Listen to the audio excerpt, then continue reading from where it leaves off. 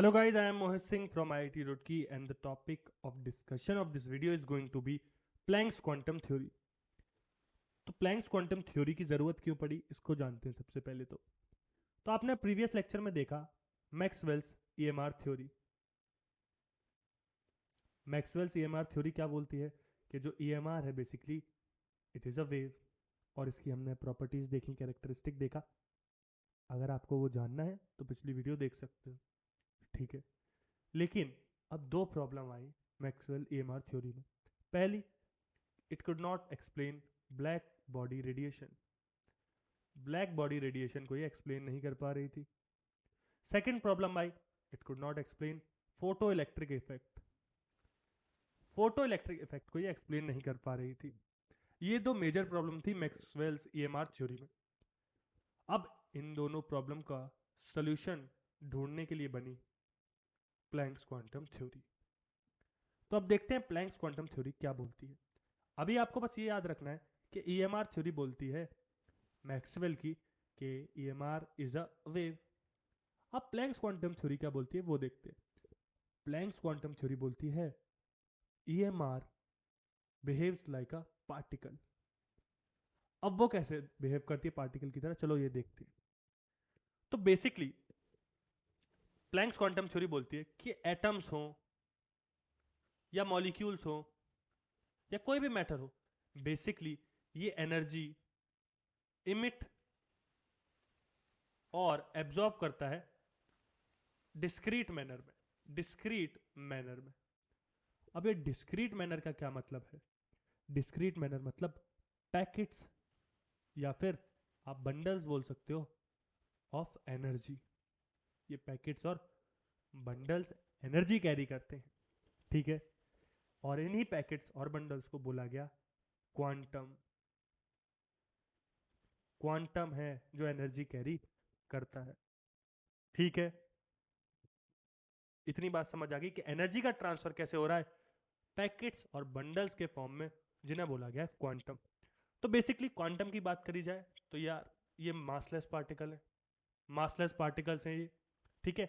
और कोई भी एक ईएमआर वेव है उसके लिए क्वांटम जो है सेम होंगे, मतलब हर एक क्वांटम एक ही एनर्जी की वैल्यू कैरी करेगा उस पर्टिकुलर ईएमआर वेव के लिए, ठीक है। इतनी बात समझ में आ गई।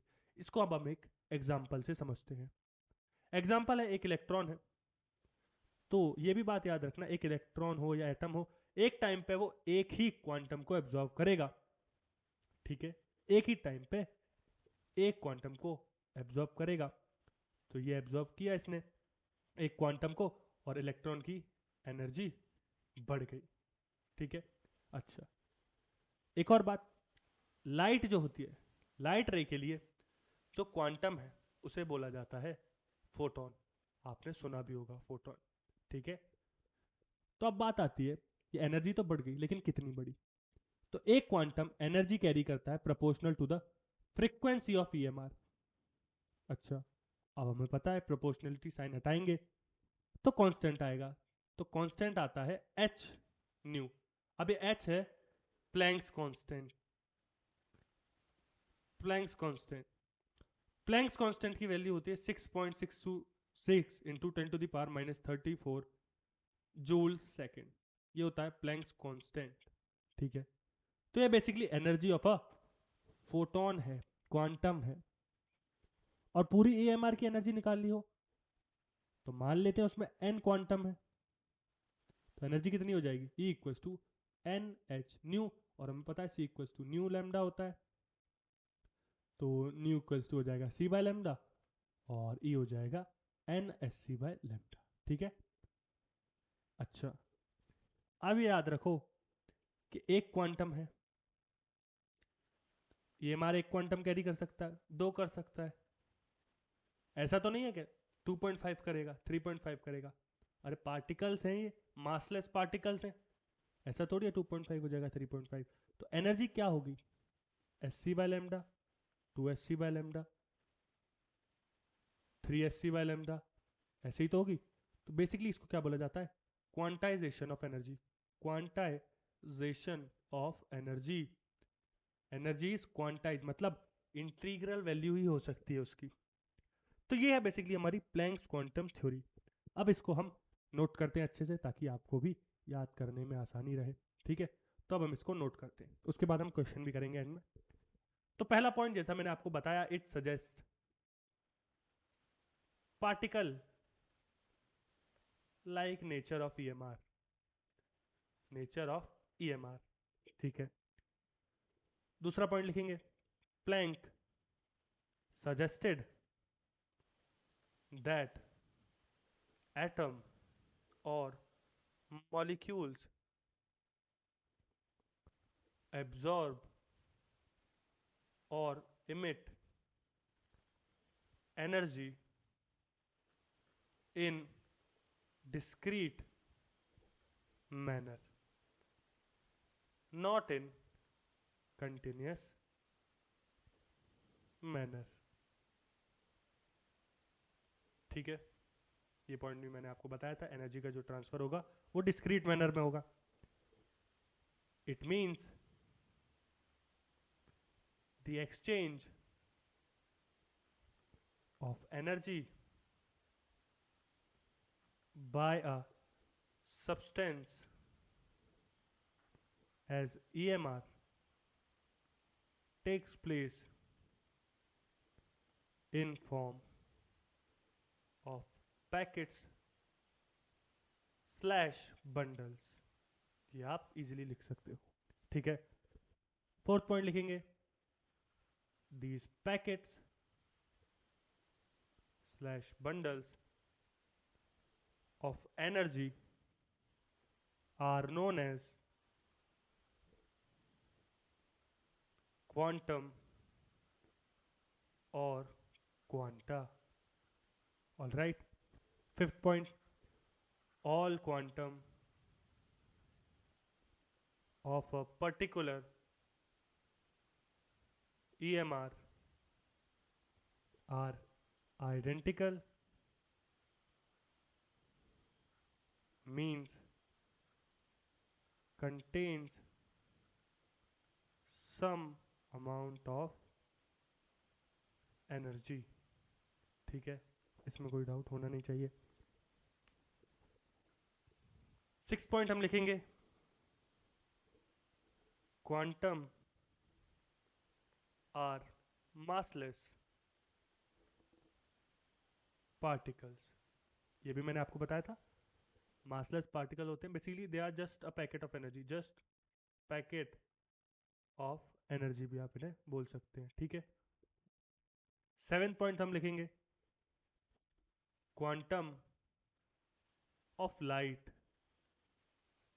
Is known as photon, is known as photon, ये भी मैंने आपको बताया था, क्वांटम ऑफ लाइट को क्या बोलते हैं, फोटोन बोलते हैं।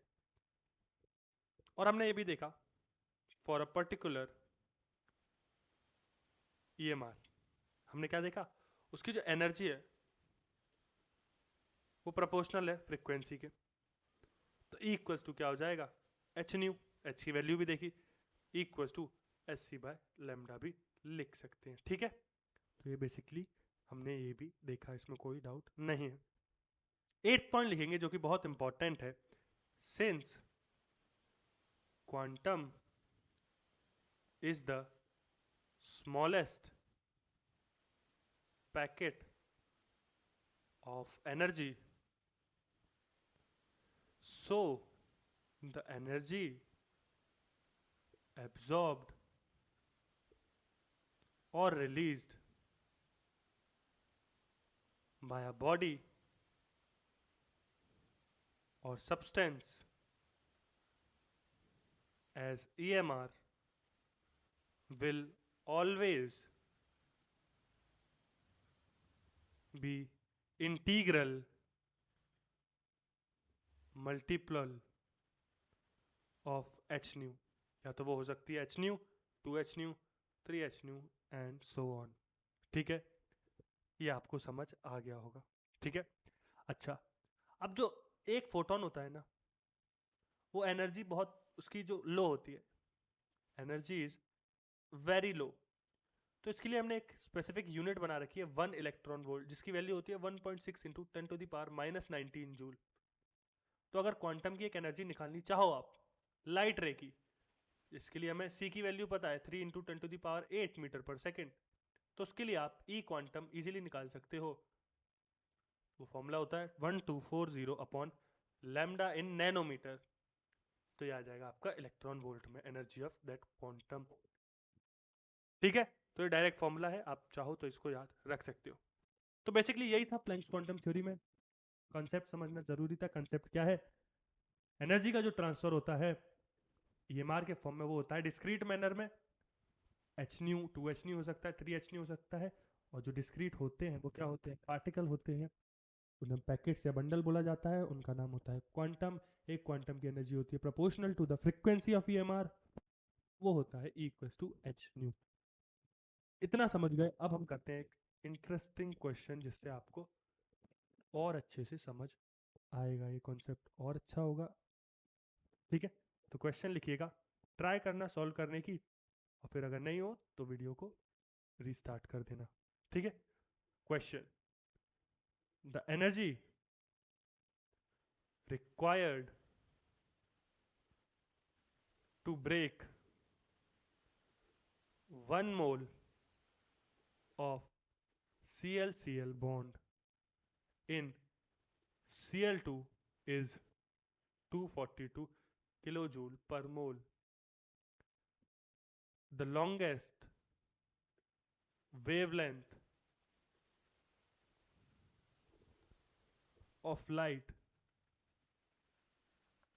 capable of breaking a single ClCl bond will be। तो क्वेश्चन ट्राई करो, होपफुली आपने ट्राई कर लिया होगा। अब देखो क्वेश्चन बोल क्या रहा है, पहले वो समझते हैं। The energy required to break 1 mole of ClCl bond in Cl2 is 242 kilojoule per mole. अच्छा, 1 मोल के लिए हमें दे रखी एनर्जी इतनी रिक्वायर्ड है। The longest wavelength of light capable of breaking a single ClCl bond will be. Longest wavelength का क्या मतलब है, हमें पता है E = hc/λ होता है, तो लैम्डा बढ़ेगा एनर्जी कम होगी। तो लॉन्गेस्ट वेवलेंथ का मतलब क्या है, लॉन्गेस्ट वेवलेंथ का मतलब है energy will be minimum, energy will be minimum, यही तो मतलब हुआ। तो हमसे पूछा मिनिमम एनर्जी बतानी है, तो हम इजीली निकाल सकते हैं। वो कितनी होगी, 1 मोल के लिए हमें पता है, 1 ClCl के लिए निकाल लेंगे। हमें पता है 1 मोल में कितने Cl2 के मॉलिक्यूल होंगे, Na 6.023 × 10⁻23। बिल्कुल क्लियर, इतनी बात क्लियर। ठीक है, तो ये 1 मोल Cl2 को ब्रेक करने के लिए हमारे पास है 242 किलोजूल एनर्जी। एक Cl2 के लिए कितनी होगी, 242 × 10⁻3 किलोजूल को जूल में कन्वर्ट कर लिया, डिवाइड बाय 6.23 × 10⁻23, ये होगी हमारी एनर्जी। तो E = hc/λ। अब इस एनर्जी को इक्वेट कर दो, 242 × 10⁻3 अपॉन 6.023 × 10⁻23 इक्वल्स टू h की वैल्यू रखेंगे 6.626 × 10⁻34 × 3 × 10⁸ अपॉन लैम्डा। ठीक है, तो इसको अगर आप सॉल्व करोगे तो लैम्डा की वैल्यू निकल के आएगी 491 नैनोमीटर। ये होगा आपका आंसर। तो होपफुली आपको एक क्वेश्चन समझ आया होगा और ये लेक्चर पूरा समझ आया होगा, और समझ आया तो वेल, अगर नहीं आया तो क्वेश्चन जो भी डाउट है आप वो पूछ सकते हो। ठीक है, सो या this is it from this video, I will see you in the next one, till then take care, bye bye.